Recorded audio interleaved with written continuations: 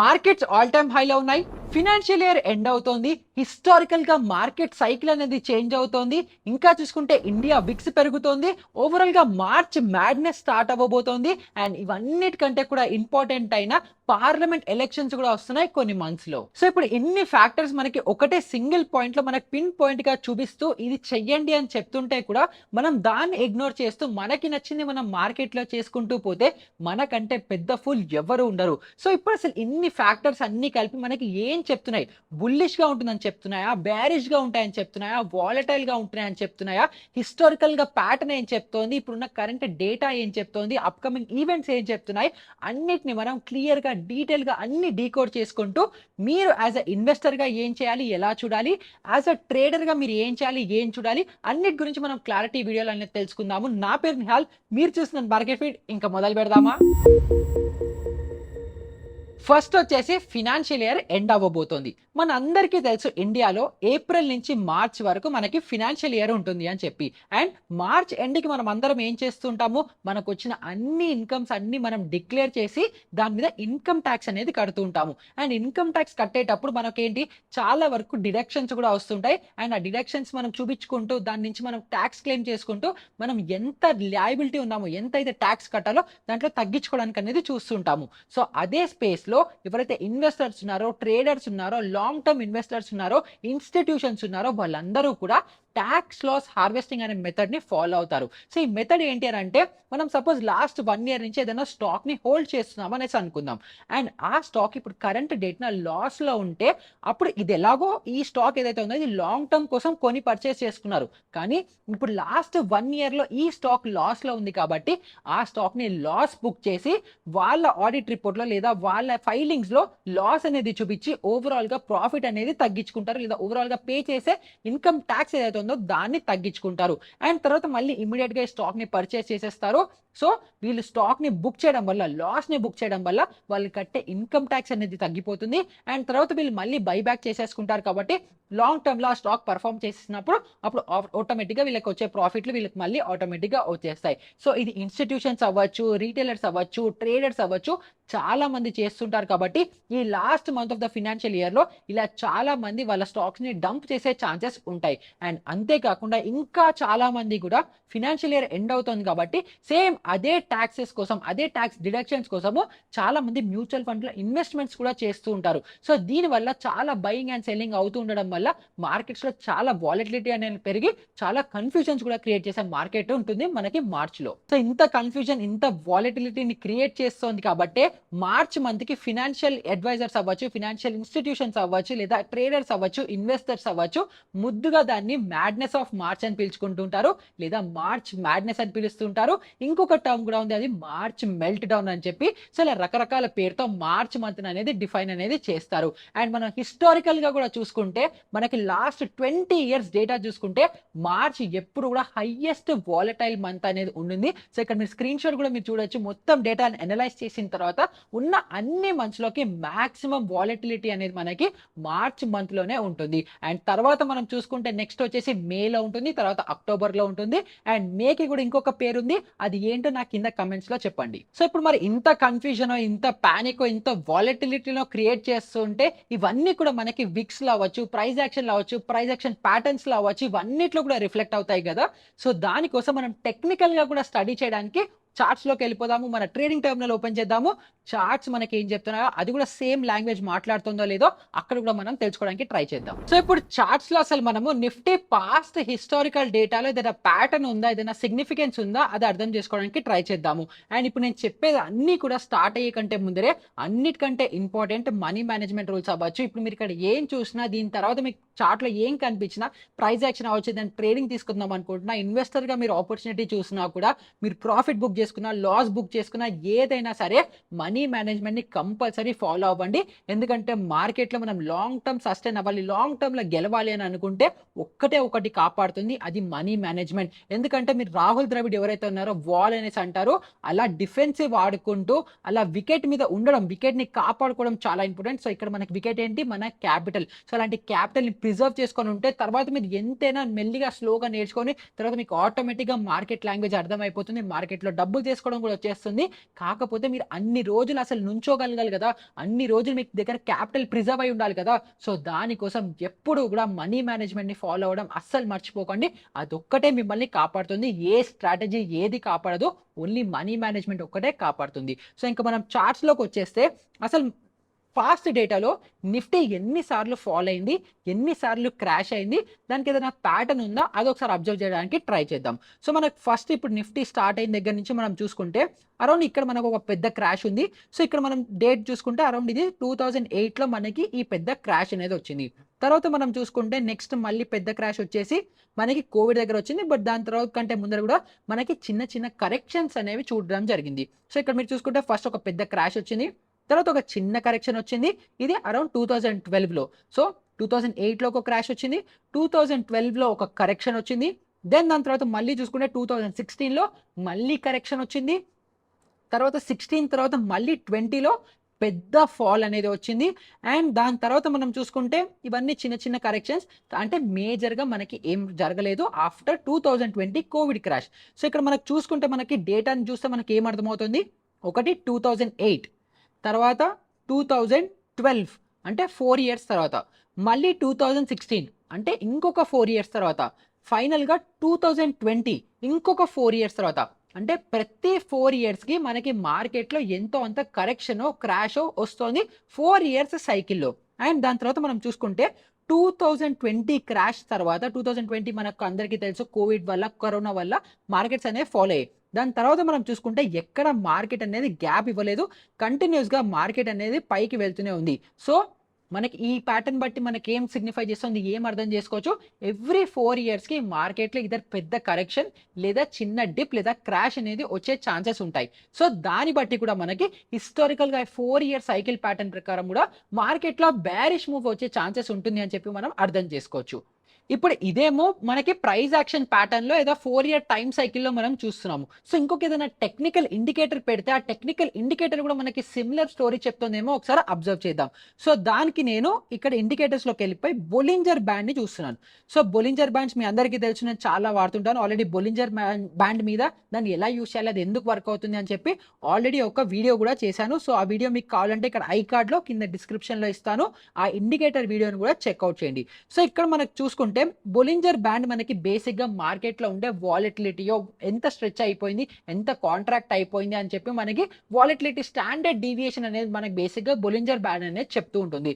So ఇక్కడ Bollinger బ్యాండ్లో ఒకటి ఏంటంటే అప్పర్ బ్యాండ్ని టచ్ అయితే మార్కెట్ ఇంకా పైకి వెళ్ళిపోతూనే ఉంటుంది అని చెప్పి ఒక సిగ్నిఫికెన్స్ వస్తూ ఉంటుంది, లేదా లోవర్ బ్యాండ్ టచ్ అయితే ఇంకా కిందకి ఫాలో అవుతుంది అని చెప్తుంది. కానీ ఇదేంటి మనకి ట్రేడింగ్ యాంగిల్లో చూస్తే, కానీ ఇన్వెస్టర్ పర్స్పెక్టివ్లో ఇప్పుడు మనం మంత్లీ క్యాండిల్ పెడుతున్నాం. సో ఇక్కడ మీరు చూసుకుంటే మనం మంత్లీ క్యాండిల్స్ చూస్తున్నాం. అండ్ మంత్లీ క్యాండిల్స్లో మనం చూడాల్సిన అబ్జర్వేషన్ ఏంటంటే, ఒక్కటి అబ్జర్వ్ చేయండి, ఎప్పుడైతే ఈ బొలింజర్ బ్యాండ్లో కింద బ్యాండ్కి ఎప్పుడైతే ప్రైస్ టచ్ అవుతుందో మార్కెట్ పైకి షిఫ్ట్ అయిపోతుంది. సో ఒకసారి ఇక్కడ టచ్ అయింది, సెకండ్ ఇక్కడ టచ్ అయింది, థర్డ్ ఇక్కడ టచ్ అయింది, ఫోర్త్ ఇక్కడ టచ్ అయింది, దెన్ దాని తర్వాత మళ్ళీ లోవర్ బ్యాండ్ ఇంకెక్కడ టచ్ కాలేదు. సో ఇలా మార్కెట్ ఎప్పుడైతే ఒక్కసారి టచ్ అవుతుందో మళ్ళీ ఇమ్మీడియట్గా బౌన్స్ బ్యాక్ అయిపోతుంది. సో మీరు పైకి టచ్ అయినప్పుడు మార్కెట్స్ పైకి వెళ్ళిపోతూనే ఉన్నాయి. కానీ ఇక్కడ మీరు అబ్జర్వ్ చేయాల్సిన పాయింట్ ఏంటంటే, పైకి వెళ్ళేటప్పుడు పైకి వెళ్ళిపోతుంది, కానీ కిందకు వచ్చేటప్పుడు బొలింజర్ బ్యాండ్ని టచ్ అవ్వగానే మార్కెట్ బౌన్స్ అయ్యి పైకి అనేది వెళ్ళిపోతుంది. సో దీన్ని బట్టి ఏంటి, యాజ్ అ లాంగ్ టర్మ్ ఇన్వెస్టర్గా చాలామంది ఎప్పుడైతే బొలింజర్ బ్యాండ్ దగ్గరికి ప్రైస్ వచ్చి ఇక్కడ టచ్ అవుతుందో చాలామంది ఇన్వెస్ట్ చేద్దామని చెప్పి చాలా ఇష్టపడుతున్నారని చెప్పి మనము ఈ చార్ట్ని చూసి అర్థమైతే చేసుకోవచ్చు. సో ఇప్పుడు ఎక్కడ జరిగింది, 2008లో ఒకసారి టచ్ అయింది, బౌన్స్ బ్యాక్ అయిపోయింది. తర్వాత 2012లో టచ్ అయింది, బౌన్స్ బ్యాక్ అయిపోయింది. తర్వాత మళ్ళీ 2016లో టచ్ అయింది, బౌన్స్ అయిపోయింది. సో ఇక్కడ కూడా మీరు చూడండి 8, 12, 16 ఎవ్రీ 4 ఇయర్స్కి ఒకసారి కింద టచ్ అవుతుంది, బౌన్స్ బ్యాక్ అయిపోతుంది. మళ్ళీ 2020లో టచ్ అయింది, బౌన్స్ బ్యాక్ అయిపోయింది. సో మనకు ఫస్ట్ 4 ఇయర్స్లో ఏం చెప్తోంది, ఎవ్రీ 4 ఇయర్స్కి మార్కెట్లో కరెక్షన్ లేదా క్రాష్ అనేది వచ్చింది. అండ్ దాని తర్వాత బొలింజర్ బ్యాండ్ కూడా మనకి సిమిలర్ ప్యాటర్న్ అనేది చెప్తోంది టిల్ 2020. మరి 2020 తర్వాత ఇంకేమైనా మళ్ళీ ఇంకొకసారి టచ్ అయింది ఆ బ్యాండ్లో అని చూసుకుంటే ఎక్కడా కూడా లోవర్ బ్యాండ్ అనేది ఇంకా టచ్ అనేది అవ్వలేదు. అంటే 4 ఇయర్స్ టైం ఫ్రేమ్ అయిపోయింది. కాబట్టి ఎప్పుడైనా మార్కెట్ మళ్ళీ సిమిలర్గా వచ్చి ఈ లోవర్ బ్యాండ్కి టచ్ అయ్యే ప్రాబబిలిటీ ఛాన్సెస్ చాలా ఎక్కువ ఉంటాయి. ఎందుకంటే ఇలా మార్కెట్స్ పైకి వెళ్ళిపోతూనే ఉంటే ఇన్వెస్టర్ ఎవరైతే ఆల్రెడీ ఇన్వెస్ట్ చేశారో వాళ్ళు వాళ్ళ పొజిషన్ని హోల్డ్ చేసుకుంటూ ఉంటారు. కానీ ఫ్రెష్ ఇన్వెస్టర్స్ యాడ్ అవ్వాలన్నా, లేదా ఉన్న ఇన్వెస్టర్స్ ఎగ్జిట్ తీసుకోవాలన్నా, లేదా ఇంకొంతమంది ఇన్వెస్టర్స్ మళ్ళీ యావరేజ్ అవుట్ చేసుకోవాలన్నా, దేనికైనా కూడా కరెక్షన్ అనేది కంపల్సరీ మార్కెట్లో. సో ఈ 4 ఇయర్ సైకిల్ ప్రకారం, బొలింజర్ బ్యాండ్ ప్రకారం కూడా ఎవ్రీ 4 ఇయర్ సైకిల్ ఇది ఫాలో అవుతుంది. కాబట్టి ఎప్పుడైనా మార్కెట్ ఈ 2024లో నెక్స్ట్ 2 మంత్స్ రావచ్చు, 3 మంత్స్ రావచ్చు, 4 మంత్స్ రావచ్చు, ఎలక్షన్స్ టైంలో అవచ్చు, ఎప్పుడైనా సరే మళ్ళీ మార్కెట్ ఈ బొలింజర్ బ్యాండ్ ని టచ్ చేసే ఛాన్సెస్ ఉంటాయని చెప్పి మనకి ఇది చెప్తోంది. సో ఇంకా కన్ఫర్మేషన్ కోసం ఇంకొక ఇండికేటర్ కూడా యాడ్ చేసి చూసుకుందాము. అది ఫిబొనాషి రీట్రేస్మెంట్. సో ఫిబొనాషి రీట్రేస్మెంట్ కూడా మనం ఒకసారి యాడ్ చేసి చూసుకుందాం అది ఏం చెప్తుందో. సో మళ్ళీ మనం 2008 లాంగ్ టర్మ్ డేటానే మనం స్టడీ చేద్దాము. ఎందుకంటే నేను లాంగ్ టర్మ్ గా రేపు ఏమవుతుంది, ఎల్లుండి ఏమవుతుంది అన్న దానికోసం కాదు ఈ వీడియో. మీరు యాజ్ అ ఇన్వెస్టర్ గా ఉంటే మీరు పానిక్ అవ్వాలా, వరీ అవ్వాలా, మీరు స్టాక్స్ ని హోల్డ్ చేసుకోవాలా, అమ్మేసుకోవాలా, అది దానికోసం క్లారిటీ. కాబట్టి మనం పాస్ట్ లాంగ్ డేటాని కూడా మనం అనలైజ్ అనేది చేస్తున్నాము. 15-20 ఇయర్స్ బ్యాక్ టెస్ట్ చేయడానికి మెయిన్ రీజన్ ఇదే. సో ఇక్కడ మనము ఫిబొనాషి రీట్రేస్మెంట్ చేసుకుందాము. సో ఈ ఫిబొనాషి రీట్రేస్మెంట్ ఏం చెప్తుంది అని అంటే, మనకి మార్కెట్స్ ఒకవేళ ఫాల్ అయిపోయి మళ్ళీ పైకి వెళ్తుంటే ట్రెండ్ కంటిన్యూ ఎంత అవుతుంది, లేదా ఫాల్ ఎంత అవుతుంది, రీట్రేస్మెంటా, ఫాలా, అవన్నీ కూడా మనకి ఫిబొనాషి రీట్రేస్మెంట్ అనేది చెప్తుంది. సో ఇక్కడ మనం చూసుకుంటే మార్కెట్ క్రాష్ అయిపోయిన తర్వాత ఈ లోవర్ దగ్గర నుంచి ఒక ఫిబొనాషి రీట్రేస్మెంట్ వేసుకుందాం. సో మనం ఫిబొనాషి డ్రా చేసుకున్న తర్వాత మనకి ఇక్కడ క్లియర్గా ఒకటి ఏమర్థమవుతుంది అని అంటే, 50% జోన్ దగ్గరకు వచ్చి మార్కెట్ అనేది బౌన్స్ అనేది అయిపోయింది. సో మార్కెట్ క్రాష్ అయింది, తర్వాత మార్కెట్లో ప్రైస్ పైకి మూవ్ అయింది, 50% ఫాల్ ఇచ్చింది, తర్వాత కంటిన్యూ అయిపోయింది. సో ఫిబొనాషి టూల్ ఏం చెప్తుంది అంటే, ఎప్పుడైతే మార్కెట్స్ 50%, 60% క్రాష్ అవుతాయో అది హెల్దీ కరెక్షన్. సో అలా ఫాల్ అయిన తర్వాత కంటిన్యూ ఏదైనా వస్తే ఆ ట్రెండ్ చాలా స్ట్రాంగ్గా పైకి వెళ్తుంది అని చెప్పి మనకి ఫిబొనాషి చెప్తుంది. సో ఇక్కడ మనం చూసుకుంటే 50% కరెక్షన్ వచ్చింది, మార్కెట్ పైకి వెళ్తుంది. సో మళ్ళీ ఒకసారి ట్రై చేద్దాం. సో ప్రీవియస్ స్వింగ్లో ఇది కాబట్టి ఇక్కడ నుంచి మళ్ళీ ఇంకొక ఫిబొనాషి ప్రీవియస్ హై వరకు వేసుకుందాం. సో మళ్ళీ ఇక్కడ మీరు అబ్జర్వ్ చేయండి, మళ్ళీ మార్కెట్ దాని ట్రెండ్ కంటిన్యూ చేసింది, 50% జోన్ దగ్గరకు వచ్చింది. సో ఇక్కడ 50% మీరు ఇక్కడ చూడొచ్చు, 0.5 ఉంది, 0.5 అంటే 50%. సో మళ్ళీ 50% జోన్ దగ్గరకు వచ్చింది, కరెక్షన్ తీసుకుంది, మళ్ళీ మార్కెట్ పైకి బౌన్స్ అనేది అయిపోయింది. సో మళ్ళీ ఒకసారి అబ్జర్వ్ చేద్దాం.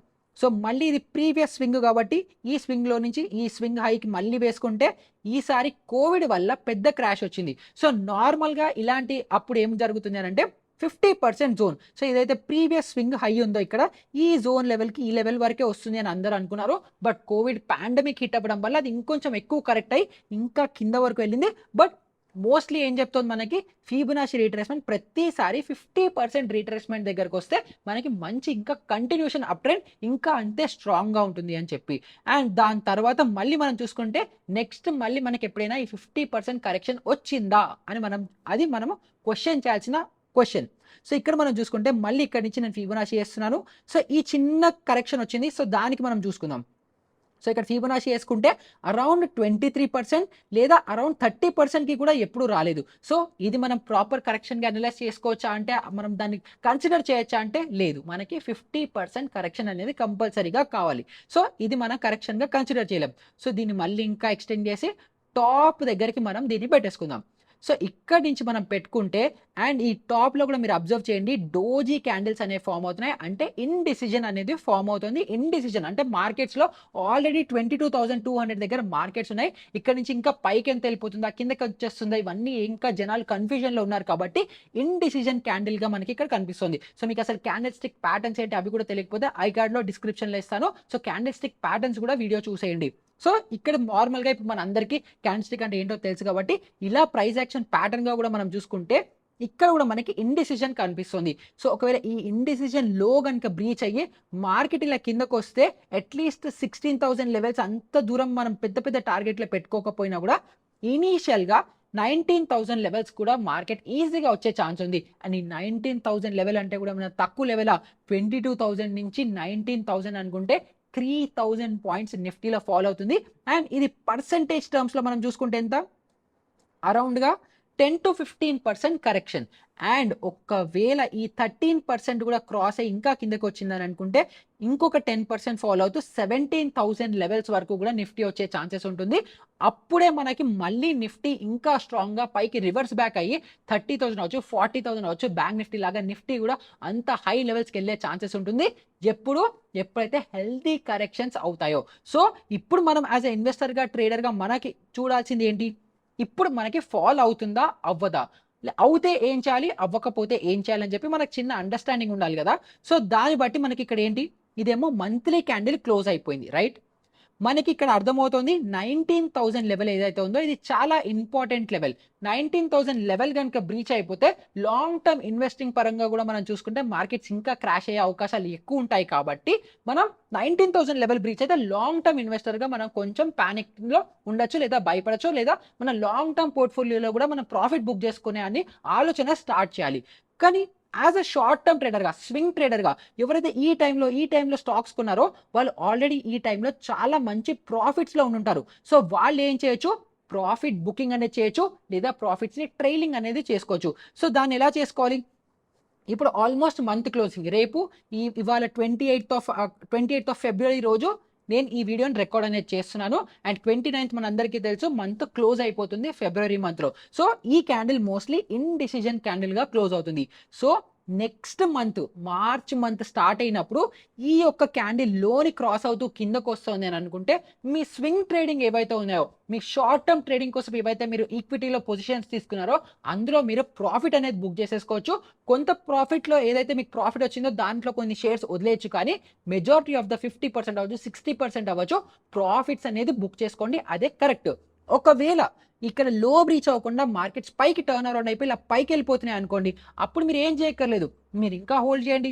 మళ్ళీ దాని తర్వాత మార్కెట్ 23,000 వెళ్తుందా, 24,000 వెళ్తుందా, ఎక్కడికి వెళ్తుందో చూసి అప్పుడు మళ్ళీ మనం నెగటివ్ సైడ్ ట్రేడ్స్ అనేది తీసుకుందాం. ఎందుకంటే ఇప్పుడు 4 ఇయర్స్ అయిపోయింది, 22,200 జోన్ దగ్గరకు వచ్చింది, మార్కెట్స్ ఇంకా ఎక్కడ క్రాష్ అనేది రావట్లేదు ఇలాగా. సో ఇక్కడ మనం చూసుకుంటే సో ఇక్కడ నుంచి మార్కెట్స్ ఇలా క్రాష్ అవుతాయని మనం ఎక్స్పెక్ట్ చేస్తున్నాం, బట్ అవ్వట్లేదు. కానీ ఒకవేళ మార్కెట్ 24,000 దగ్గరికి వెళ్తే 24,000 నుంచి 50% కరెక్షన్ రావాలి. కాబట్టి అప్పుడు మనం ఇంకా పెద్ద కరెక్షన్ వస్తుంది అని చెప్పి మనం యాంటిసిపేట్ అనేది చేసుకోవచ్చు. సో ఇప్పుడు ఒకవేళ మీరు షార్ట్ టర్మ్ ఇన్వెస్టర్గా ఉంటే ఏం చేయొచ్చు, ఈ మంత్లీ క్యాండిల్ లోన్ బ్రీచ్, ఈ మంత్లీ క్యాండిల్ రౌండ్ లెవెల్స్ ఎక్కడ వస్తున్నాయి, అరౌండ్ 21,500 లెవెల్స్ దగ్గర ఉన్నాయి రౌండ్ లెవెల్. సో ఆ లెవెల్ బ్రీచ్ అయ్యి కిందకు వస్తుంది మార్కెట్ అనుకుంటే మీ షార్ట్ టర్మ్ ట్రేడ్స్ ఏవైతే ఉన్నాయో అవి స్క్వేర్ అప్ చేసేసుకోవచ్చు, ప్రాఫిట్ బుకింగ్ అనేది చేసుకోవచ్చు. ఒకవేళ కంటిన్యూ అయి పైకి వెళ్ళిపోతుంది అనుకుంటే ఆరామ్గా హోల్డ్ చేయండి, కానీ ట్రైలింగ్ అనేది చేసుకోండి. కానీ అదే కాకుండా సో ఇప్పుడు మనకి మంత్లీ చార్ట్లో యాజ్ అ స్వింగ్ ట్రేడర్గా మీకు ఏం చేయాలో తెలిసిపోయింది, యాజ్ అ ఇన్వెస్టర్గా 19,000 బ్రీచ్ అవుతే ఏం చేయాలో మీకు అర్థమైపోయింది. సో ఇప్పటివరకు మనము ప్రైస్ యాక్షన్లో ఏం జరుగుతుందో చూసుకున్నాము, మనం బొలింజర్ బ్యాండ్ పెట్టుకొని చూసుకున్నాము, దాని తర్వాత ఇప్పుడు ప్రైస్ యాక్షన్లో మనము ఫిబొనాచి రీట్రేస్మెంట్ పెట్టుకొని కూడా చూసుకున్నాము. నెక్స్ట్ ఇంత వాలటిలిటీయో, నిజంగా మార్కెట్లో ప్యానిక్ ఉందా, ఫియర్ ఉందా అని చెప్పి మనకి ఎక్కడ తెలుస్తుంది, ఎవరు చెప్తారు, India VIX. So India VIX pattern కూడా ఒకసారి మనం అనలైజ్ అనేది చేసుకుందాం. సో ఇండియా విక్స్ చార్ట్ కూడా మనం ఓపెన్ చేసేసి దీన్ని కొంచెం స్టడీ చేయడానికి ట్రై చేస్తే దీన్ని కూడా మళ్ళీ మనం 2008 నుంచే స్టడీ చేద్దాం. సో ఇండియా విక్స్ ఏంటి, మనకి వాలటిలిటీ ఇండెక్స్, అంటే మార్కెట్లో ఎంత ప్యానిక్ ఉంది, ఎంత ఫియర్ ఉంది, జనాలు భయపడుతున్నారా లేదా అని చెప్పి మనకి ఇండియా విక్స్ ద్వారా తెలిసిపోతుంది. సో ఇక్కడ మీరు చూసుకుంటే 2008లో మార్కెట్ క్రాష్ అయింది. సో అప్పుడు మీరు చూసుకుంటే ఇండియా విక్స్ అనేది పైకి వెళ్తుంది. సో 2008లో ఇండియా విక్స్ అనేది స్లోగా పైకి వెళ్తుంది. తర్వాత మళ్ళీ కొంచెం ఆగి 2012లో మళ్ళీ మార్కెట్ క్రాష్ వచ్చే కంటే ముందర ఇండియా విక్స్ ఏదైతే 15-16 లెవెల్స్లో ఉందో సడన్గా 40 వరకు స్పైక్ అయింది. సో ఇది ఎప్పుడు జరిగింది, 2012లో జరిగింది, 2008లో ఒకసారి జరిగింది, 2012లో మళ్ళీ జరిగింది. తర్వాత మళ్ళీ విక్స్ కూల్ డౌన్ అయిపోయింది. ఎప్పుడైతే మళ్ళీ 2014లో ఉందో మళ్ళీ విక్స్ అనేది 40 వరకు స్పైక్ అయింది. అంటే 2008లో ఒకసారి జరిగింది, 12లో ఒకసారి జరిగింది, ఇప్పుడు 14లో జరుగుతోంది. అంటే ఫస్ట్ 4 ఇయర్స్కి ఒకసారి జరిగింది, తర్వాత 2 ఇయర్స్ గ్యాప్లో ఇప్పుడు మళ్ళీ జరిగింది. సో 14 తర్వాత మళ్ళీ చూసుకుంటే అరౌండ్ 2016లో మళ్ళీ విక్స్ అనేది షూటప్ అయిపోయి ఆల్మోస్ట్ 40 అనేది టచ్ అయింది. అంటే మళ్ళీ ఇంకొక 2 ఇయర్స్, 2014 ఉంది కాబట్టి 2016లోనే మళ్ళీ విక్స్ అనేది షూటప్ అయింది. తర్వాత మళ్ళీ మనం చూసుకుంటే ఆల్మోస్ట్ విక్స్ అనేది అలానే కన్సాలిడేట్ అవుతూ ఇక్కడ మళ్ళీ షూటప్ అయింది. ఇది 2020 దగ్గర. అంటే 2016 నుంచి 4 ఇయర్స్ పట్టింది. 2008 తర్వాత 2012లో ఉంది, 2016లో ఉంది, 2 ఇయర్స్ గ్యాప్ తర్వాత మళ్ళీ ఒకటేసారి 2020లోనే మళ్ళీ విక్స్ అనేది స్పైక్ అయింది. సో 4 ఇయర్స్ గ్యాప్ వచ్చింది కాబట్టి ఆ 4 ఇయర్స్ అన్నీ కలిపి ఒకటేసారి విక్స్ 90 వరకు వెళ్ళిపోయింది. సో 2 ఇయర్స్ గ్యాప్లో ఒకవేళ విక్స్ రైజ్ అవుతుంటే చిన్న కరెక్షన్స్ వస్తాయని మనం ఎక్స్పెక్ట్ చేయొచ్చు. కానీ చాలా టైం వరకు విక్స్ స్పైక్ అవ్వట్లేదు, ఇలానే కన్సాలిడేట్ అవుతోంది అని అనుకుంటే ఇంత పెద్ద క్రాష్ వచ్చే ఛాన్స్ ఉంది, లేదా ఇంత పెద్ద ఫాల్ వచ్చే ఛాన్స్ ఉంది, ఇంత పెద్ద ప్యానిక్ మార్కెట్లో వచ్చే ఛాన్స్ ఉంది అని చెప్పి కూడా మనకి విక్స్ చెప్తోంది. సో ఇప్పుడు మళ్ళీ మనం మార్కెట్‌లో చూసుకుంటే మార్కెట్‌లో మళ్ళీ ఏమవుతోంది 2020 క్రాష్ తర్వాత మళ్ళీ విక్స్ ఎప్పుడు చూసుకున్నా మనకి ఆల్మోస్ట్ 40 లెవెల్స్ ఎప్పుడు టచ్ అనేది అవ్వలేదు. ఆల్మోస్ట్ విక్స్ కూడా ఇలానే కన్సాలిడేట్ అవుతూ ఎప్పుడైతే ఈ జోన్‌లో ఎక్కడైతే మీరు చూస్తున్నారో దీనికి నేను ఒక ట్రయాంగిల్ కూడా ఇస్తాను. సో ఈ జోన్‌లో ఎలా అయితే ఇంత 4 ఇయర్స్ టైమ్ కన్సాలిడేట్ అవుతుందో సిమిలర్‌గా ఇప్పుడు కూడా లాస్ట్ 4 ఇయర్స్ నుంచి మార్కెట్‌లో విక్స్ ఎక్కడికి ఎళ్ళకుండా చిన్న జోన్‌లో కన్సాలిడేట్ అనేది అవుతుంది. సో మనకు దీన్ని బట్టి ఏమర్థమైంది? 4 ఇయర్స్ లాంటి జోన్‌లో విక్స్ ఎక్కడికి మూవ్ అవ్వకుండా ఇలానే ఒకటే రేంజ్‌లో గనుక ఉంటే అది బ్లాస్ట్ అయినప్పుడు ఇంత పెద్ద మూవ్‌మెంట్ వచ్చే ఛాన్స్ ఉంది. అండ్ ఇదే మూవ్‌మెంట్ మనము మార్కెట్‌లో చూసుకుంటే ఇలాంటి స్టాక్ మార్కెట్ క్రాష్ లేదా కోవిడ్ లాంటి క్రాషెస్ వచ్చే ఛాన్సెస్ ఉంటాయి. సో అలాగే విక్స్ పరంగా ఎవ్రీ 4 ఇయర్స్‌కి కన్సాలిడేషన్ ఉంటూ ఒక్కటేసారి విక్స్ బ్రేక్‌ఔట్ ఇస్తే అంత పెద్ద మూవ్‌మెంట్ వచ్చే ఛాన్స్ ఉంది. సో విక్స్ ఒక్కటే మనం బేస్ చేసేసుకొని ట్రేడ్ తీసుకుంటామా? ఎప్పుడు కూడా ప్రైస్ యాక్షన్ ఫాలో అవ్వాలి. ప్రైస్ కూడా ఫాలో అవ్వాలి. సో ఒకవేళ మార్కెట్ కనుక ఈ మంత్లీ క్యాండిల్ లోని అంటే 21,500 క్రాస్ అయ్యి కిందకొస్తుంటే యాజ్ అ స్వింగ్ ట్రేడర్‌గా, షార్ట్ టర్మ్ ట్రేడర్‌గా మీ ప్రాఫిట్స్‌ని బుక్ అనేది చేసుకోండి. And as a long term ఇన్వెస్టర్‌గా మీరు చూసుకుంటే 19,000 మనం ఇందాక చూసుకున్నాం కదా! 19,000 లెవెల్ బ్రీచ్ అవుతుంటే అప్పుడు మీరు యాజ్ అ లాంగ్ టర్మ్ ఇన్వెస్టర్‌గా కూడా కొంత ప్రాఫిట్స్‌ని బుక్ చేసుకొని లిక్విడిటీని పెట్టుకొని దాంతో మళ్ళీ రీఇన్వెస్ట్ చేసుకునే లాంటి ఆపర్చునిటీ అనేది మీకు కలిగిస్తుంది. సో మళ్ళీ ఇంకోటి ఏం చెప్పాను? ఒకవేళ ఇక్కడి నుంచి మార్కెట్ కిందకొస్తే వెరీ గుడ్. చిన్న రీట్రేస్‌మెంట్ వచ్చే ఛాన్స్ ఉంది. కానీ ఇక్కడి నుంచి ఇంకా కంటిన్యూ అయిపోయింది అనంటే 2024 ఎండింగ్ కావచ్చు, 2025 కావచ్చు. అప్పుడు ఇంకా పెద్ద కరెక్షన్ లేదా ఇంకా పెద్ద ఫాల్ వచ్చే ఛాన్సెస్ అంతే ఎక్కువ ఉన్నాయి. సో 2024 ఎండ్‌కే అవ్వచ్చు, 2024 మిడ్‌కే అవ్వచ్చు, 2024, 25లో అవ్వచ్చు అని ఎందుకు అంటున్నాను అనంటే తర్వాత మనకేముంది 2024లో ఉన్న మేజర్ బిగ్గెస్ట్ ఈవెంట్ ఏంటి? Parliament elections. సో ఇప్పుడు బీజేపీ విన్ అయితే మార్కెట్స్ ఇంకా ఇక్కడి నుంచి స్కై రాకెట్ అయిపోతాయని చెప్పి మనం రీటైలర్స్ అనుకుంటున్నాం. కానీ అలా జరుగుతుందా అని మనం చూసుకుంటే ఎప్పుడు కూడా స్టాక్ మార్కెట్‌లో ఆల్రెడీ న్యూస్ అనేది ఫ్యాక్టర్ ఇన్ అయిపోతుంది. మనకి రీటైలర్‌గా మనకి యాస్ ఎ నార్మల్ కామన్ మ్యాన్‌గా న్యూస్ మనకొచ్చే కంటే ముందరే ఎవరైతే పెద్ద పెద్ద ప్లేయర్స్ ఉన్నారో, ఇన్‌స్టిట్యూషన్ ప్లేయర్స్‌లో ఉన్నారో వాళ్ళందరికీ కూడా ఆల్రెడీ ముందరే న్యూస్ వచ్చేస్తుంది. దానికి మార్కెట్ ఆల్రెడీ రియాక్ట్ అయిపోయి కూడా ఉంటుంది. సో దానికోసమే మనం చూసుకుంటే మేబీ 2024లో మళ్ళీ బీజేపీ విన్ అవుతే ఏదైతే స్టాక్ మార్కెట్ ర్యాలీ అవ్వాలో, ఏదైతే పైకెళ్ళాలో అది ఆల్రెడీ అయిపోయింది. మనం చూసుకుంటే almost 3,000, 4,000, 5,000 points Nifty already rally అయిపోయింది. సో ఆ బీజేపీ విన్ని ఆల్రెడీ ర్యాలీ ఫ్యాక్టర్డ్ ఇన్ చేసేసుకుంది కాబట్టి మళ్ళీ బీజేపీ విన్ అయింది అని న్యూస్ వచ్చిన తర్వాత ఇన్ఫాక్ట్ ఉల్టాగా మనం రీటైలర్స్ అందరూ అక్కడి నుంచి పెరుగుతుంది అని మనం కొనడం స్టార్ట్ చేసినప్పుడు ఎవరైతే బిగ్ ప్లేయర్స్ ఉంటారో, ఎవరైతే ఇన్స్టిట్యూషన్స్ ఉంటారో వాళ్ళు అక్కడ వాళ్ళ పొజిషన్స్‌ని స్క్వేర్ ఆఫ్ చేసేసుకునే ఛాన్సెస్ అంతే ఎక్కువ ఉంటాయి. సో బీజేపీ విన్ అయినా కూడా మార్కెట్స్ రీట్రేస్‌మెంట్ లేదా చిన్న కరెక్షన్ వచ్చే ఛాన్స్ ఉంది. ఒకవేళ బీజేపీ ఓడిపోతే డెఫినిట్‌గా నెగెటివ్‌కి నెగెటివ్ కాబట్టి అప్పుడు మార్కెట్స్ మళ్ళీ ఎలాగో పడిపోతాయి. సో మనం ఓవరాల్‌గా బీజేపీ విన్ అయినా, లూజ్ అయినా కూడా మార్కెట్స్ అక్కడి నుంచి పైకెళ్ళే ఛాన్సెస్ చాలా ఎక్కువ లేవు. కానీ అక్కడే ఉండిపోయే ఛాన్సెస్ లేదా కిందకొచ్చే ఛాన్సెసే ఎక్కువగా అనిపిస్తున్నాయి. సో ఫైనల్‌గా నేను చెప్పేది ఏంటంటే మనకి ఇండికేటర్స్ అవ్వచ్చు, ప్రైస్ యాక్షన్ అవ్వచ్చు, హిస్టారికల్ సైకిల్స్ అవ్వచ్చు, ఈవెంట్స్ అవ్వచ్చు అన్నీ కూడా మనకి మార్కెట్స్‌లో ఒక చిన్న కరెక్షన్ పెండింగ్ ఉంది. నేను ఇంకా క్రాష్ అనే పదం తీసుకోవట్లేదు. జస్ట్ కరెక్షన్ పెండింగ్ ఉంది మార్కెట్‌లో. సో ఆ కరెక్షన్ దేని వల్ల వస్తుంది? ఎప్పుడు వస్తుంది? రిజల్ట్ వల్ల వస్తుందా? దేని వల్ల వస్తుందో మనకు తెలీదు కాబట్టి as a short term investor అవ్వచ్చు, ఇన్వెస్టర్‌గా అవ్వచ్చు ఎప్పుడు మనం మార్కెట్స్‌లో ఆప్టిమిస్టిక్‌గా ఉండడం తప్పులేదు. కానీ ఎప్పుడైతే ఇలా ఫియర్ పెరుగుతూ ఉంటుందో, ఎప్పుడైతే మనం ఇలా ప్యాటర్న్స్, రికగ్నిషన్స్, పాయింట్స్ అన్నీ అలైన్ చేసుకుంటామో అన్నీ మనకి ఒకటే సిగ్నిఫై చేస్తూ ఒకటే చెప్తుంటే దాన్ని మనం రికగ్నైజ్ చేయాలి. దాన్ని బట్టే మనం నడుచుకోవాలి. సో మీరు యాస్ ఎ స్వింగ్ ట్రేడర్‌గా అనుకుంటే ప్రాఫిట్స్‌ని బుక్ చేసుకోవడానికి కన్సిడర్ చేసుకోండి. యాస్ ఎ లాంగ్ టర్మ్ ఇన్వెస్టర్‌గా అయితే లాంగ్ టర్మ్ 10, 15 ఇయర్స్ అయితే అసలు మీరు టెన్షన్ ఏం పడక్కర్లేదు. మీరు ఎలాగో మార్కెట్ 40% క్రాష్ అయినా కూడా మళ్ళీ బౌన్స్ అవుతుంది. కానీ లాంగ్ టర్మ్ ఇన్వెస్టర్ అయినా కూడా ఒకవేళ నిజంగా మనం అనుకున్న క్రాష్ 19,000 కంటే కింద వచ్చినప్పుడు మీకు మళ్ళీ ఇంకా బెటర్ ప్రైస్‌కి స్టాక్స్ కొనడానికి లిక్విడిటీ, క్యాష్ ఉండాలి కాబట్టి హై ప్రైస్‌లో మీరు స్టాక్స్‌ని అమ్మేసుకునే లాంటి ఆప్షన్ కూడా మీకు ఉంటుంది. సో ఈ వీడియోలో మీకు ఇన్ డెప్త్‌గా, క్లియర్‌గా ఇప్పుడు కరెంట్ మార్కెట్ కండిషన్స్ మీకు అర్థమైపోయాయని అనుకున్నాను. సో ఈ వీడియో వాల్యుబుల్‌గా అనిపిస్తూ మీకు ఇంకేదైనా డౌట్స్ ఉంటే కింద కామెంట్ సెక్షన్‌లో అడగండి. అండ్ ఇలాంటిదే మంచి టెక్నికల్ వీడియోతో మళ్ళీ మీ ముందరికి వచ్చేస్తాను. అప్పటి వరకు గుడ్ బై.